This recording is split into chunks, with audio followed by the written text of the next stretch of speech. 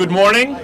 My name is Steve Poftak. I'm the General Manager of the MBTA. It is my pleasure to welcome all of you to the Columbus Ave Center Running Bus Lane. I want to thank Mayor Janey and Secretary Tesler for joining me here today, along with Carolyn Royce and Stacy Thompson, who we're going to hear from later. It's really a pleasure to welcome you to this fantastic new center running bus lane. It is the first center running bus lane in New England. I want to express my appreciation to the riders, the merchants, and the residents of this area who have been incredibly patient, who have been engaged with this process and have brought us to this point. This center running bus lane is going to provide faster, more reliable service for our customers on the 22, the 29, and the 44. And it's not just about the bus lanes and not just about the paint. It's also about the great amenities, not only for bus customers, but also for pedestrians. We've got brand new platforms which allow almost level boarding. We've got these information screens with real-time information. We've got these new bus shelters with emergency call boxes as well. And you can see we have new protected pedestrian amenities. This project happened, and it happened in record time for those of us who are used to somewhat longer construction schedules at the T. This project went from idea to execution in just 2 years, and that's a real credit not only to the team at the T, and I do want to recognize Eric Berkman, Eric Shire, Andrew McFarlane, Wes Edwards, and Kat Benish for the great work that they did on this. I also want to recognize our partners at the City of Boston, without whom none of this would have been possible. This is a real act of trust to give us this roadway and allow us this unlimited access to it. So I want to thank the City of Boston for their fantastic partnership. And with that, I think it's appropriate. I will now introduce Mayor Janey, who's just been a critical partner throughout. So thank you, Mayor. Thank you. Thank you so much, Steve, for that introduction, and thank you for all of your incredible work. I also want to recognize Secretary Tesler. I want to thank my own team, the transportation folks. We have Commissioner Brad, who is here. Also, Greg, the former commissioner, is here. Thank you both. Vineet, who leads the transportation policy planning. I also want to thank the chief of the MBTA Police, Chief Green. Thank you so much for being here, and so many others that have helped get us to this place. I am super excited to launch the Center Lane bus for Columbus Avenue. As you've just heard, this is the first of its kind in New England. It is a big, exciting day here in Boston. We know that over 8,000 riders rely on bus routes, the 22, the 29, and the 44 bus who go down this street. These routes consistently have high ridership, and they've had high ridership throughout the pandemic. I want to thank all of our city teams and the state teams that came together to make this happen. This has been a project that has been years in the making, and I really want to thank the MBTA for all of their work in helping to design this. But we couldn't do any of this work without community organizations, without advocates who every single day are fighting to make sure that our streets are ones that are safe and safe for all, and that they are shared. And so I am just so thrilled and excited to shout out Executive Director Stacy Thompson of Livable Streets. You have been an incredible advocate in this space. Also want to recognize, not sure that he's here, Jared Johnson of Transit Matters, but certainly want to thank the organization. Want to recognize Eggleston Square Main Streets, Denise Delgado. We can give it up for all of these folks. The Eggleston Square Neighborhood Association, Carolyn Royce, who I believe is here today. This is a collaboration, a partnership of inside, outside, state, city, and it is amazing for this particular neighborhood. This will increase efficiency in terms of time, in terms of ridership. We should say 4 to 8 minutes and that's really important, and will also provide a lot more safety for pedestrians, which I am one. I'm also a bus rider, so I'm really excited about this continued partnership with the city and the state, with the MBTA, with all of the advocates, and with the residents of this community for all of their hard work. So thank you so much for making it happen.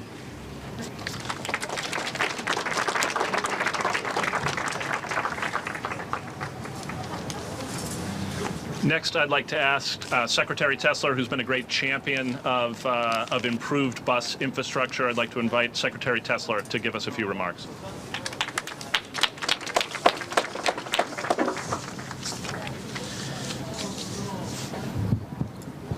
Thank you, General Manager, and good morning, everybody, on this beautiful day.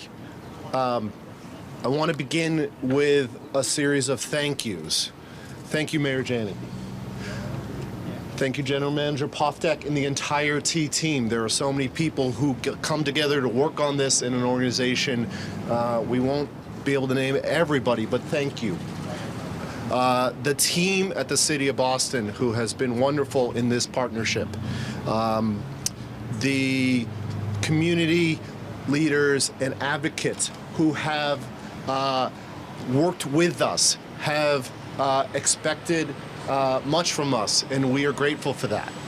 And the mayor used the word partnership, and when we are here to celebrate this, I think that is really the appropriate term, because it really requires a partnership on so many different levels to see this vision come into reality and into paint and into amenities here today. And it is where that partnership combines with everyone's passion here for transit and for better service and our persistence, because it takes hard work. When all that comes together, we're able to actually see this come to fruition today. So thank you to everybody who has been part of this great project. On behalf of the Baker-Polito administration, I want to talk about just for a second how fulfilling it is to see these projects come together, and after all the collaborative efforts and all the creative work that we see. This project is really a hallmark of our approach as administration, where we listen to communities, we work with people, and offer that leadership where we can, so that we meet the needs and can help what people need and the services that we can provide.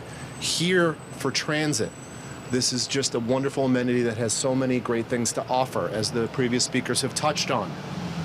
And it's a key commitment to provide safe and equitable transportation networks that support the Commonwealth's transit, economic, climate, and public health goals. And sometimes the larger projects get a lot of the headlines. But this project can have a huge impact on where people travel, how they choose to travel, and the way that we experience transit together.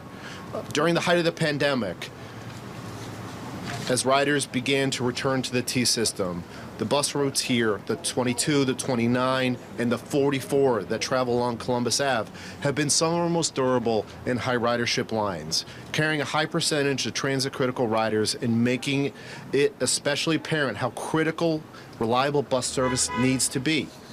Giving people bus lanes and their own dedicated lane of travel is the best way to ensure that we improve service, make it reliable, minimize crowding, especially during this pandemic and beyond. And center running bus lanes allow for even faster service than traditional bus lanes.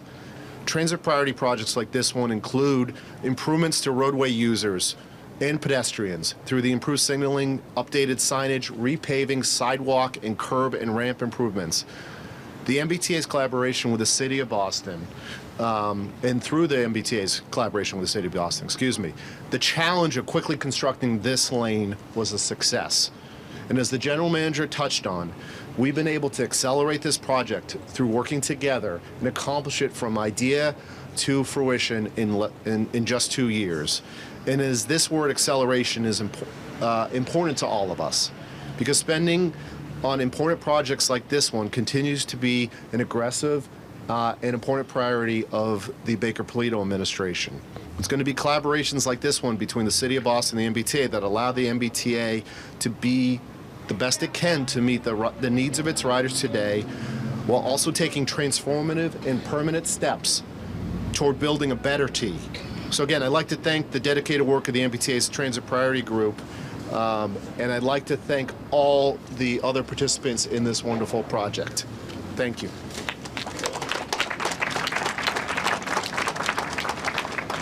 Both the mayor and the secretary in their remarks talked about the engagement with the community and building community support with this. So, next we'd like to have some voices from the community share their thoughts with us.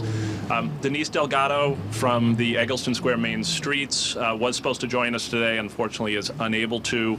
So next let me introduce Carolyn Royce from the Eggleston Square Neighborhood Association. Carolyn? I'm a big fan of the bus lane, but not everyone in my neighborhood association agrees. Sacrifices had to be made to create a space here for the bus lane, and people have mixed feelings. But I feel overall this is a very important gain for Eggleston Square. In 2019, Eggleston Square Neighborhood Association helped organize and participate in the Summit for a Safe and Healthy Eggleston. Residents and business owners met with service providers, our elected officials, and others to express a vision for Eggleston Square, a vision that called for healthy and active public spaces, a thriving local economy, a community response to trauma and mental health issues, and a vision that recognizes our intergenerational nature. We identified improved public transit, pedestrian-friendly streets, safer and improved traffic flow as a key strategy to helping us achieve that vision. This bus lane moves us towards that goal. The bus lane prioritizes 3 high-volume bus routes and moves buses out of car lanes. The new shelters are beautiful, more accessible, more comfortable, great amenities, high platforms that make a difference for people stepping in and out of buses. But it's not only the actual bus lane itself. All the work that was done in the corridor of this bus lane is important too.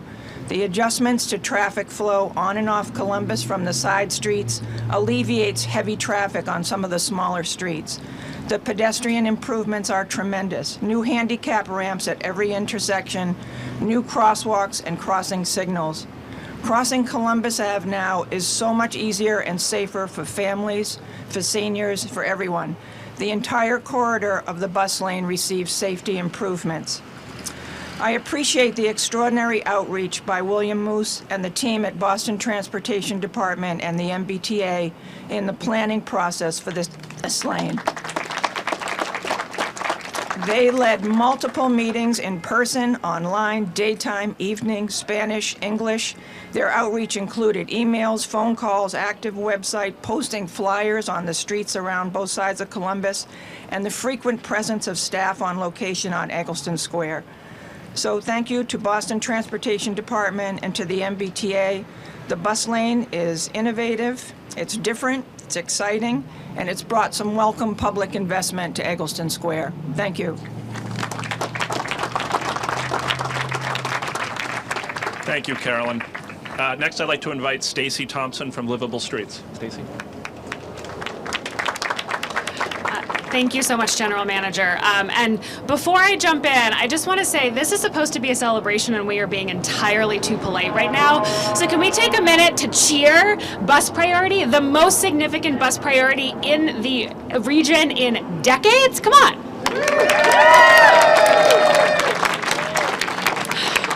Can tell we're all city and state officials here, and the advocate just showed up.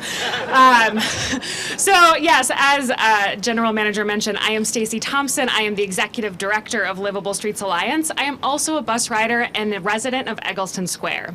I have stood on the corner in the pouring rain for years, hoping for something like this in this community, so I could not be happier to be here today. And as I thought about what I might say to this group, I reflected on 2017. Because in 2017, I was standing in the fall on a different street corner in Roslindale Square with many people who are here today. There was no celebration, there was no cameras. There were hardworking people from Boston Public Works, from the Transportation Department, from the MBTA, who were putting orange cones on the ground in the city's first bus priority pilot in a decade, trying to figure out, would it work and would the public accept it? 4 years later, we are standing here. One pandemic and many, many miles of red paint. We are standing here to celebrate probably the best bus priority project. I said this before I knew this was the most significant one in the region, but probably the best bus priority project we have seen in decades. And I am not calling it the best because of the fancy red paint, the center running bus lane, the beautiful sheltered stops that I will now use. I am calling it the best because of who it will serve.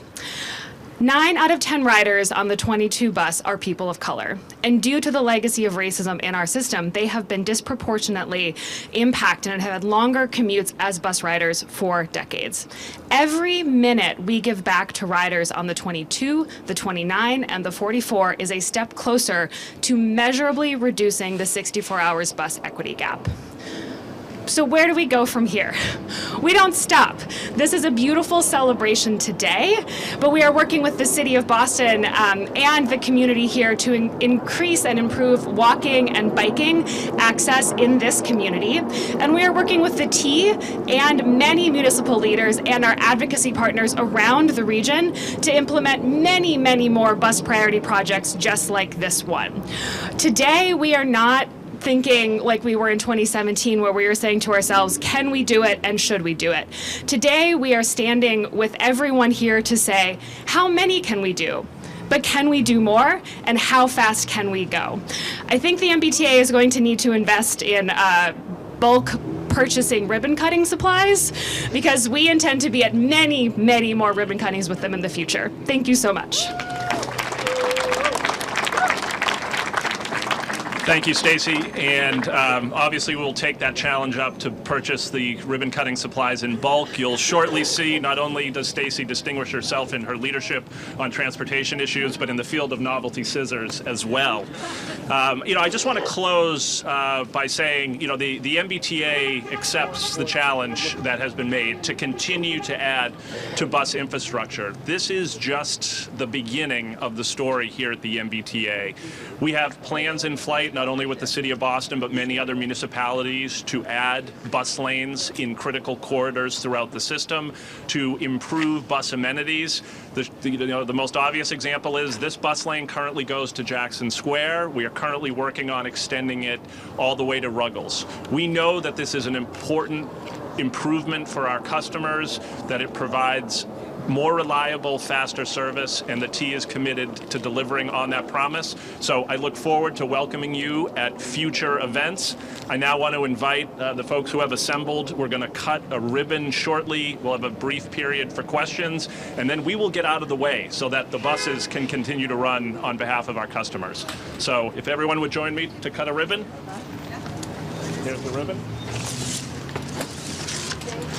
No novelty. Mr. General Manager? Oh, yes. They're supposed to get They're marked. Oh, they really marked? No, they aren't. Oh my gosh. I didn't know we had a sign.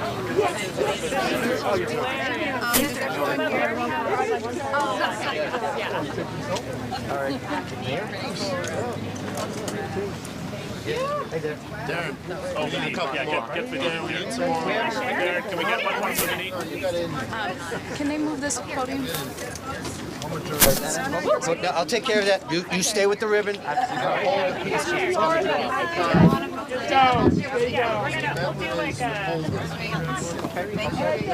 Janey, anything for you? Relax, I got it. Relax. Okay. Whose is this? Mine. That's not. Where are you? Here, grab that, please. 1 second. Thank you. After the ribbon cutting, our VIPs will be getting on the bus. The media is welcome to get on the bus. The bus is going to Jackson, and then it is going to return here. It's about an 8-minute trip. Thank you, everyone. Excuse me. Ready? On 3. 1, 2, 3. Woo!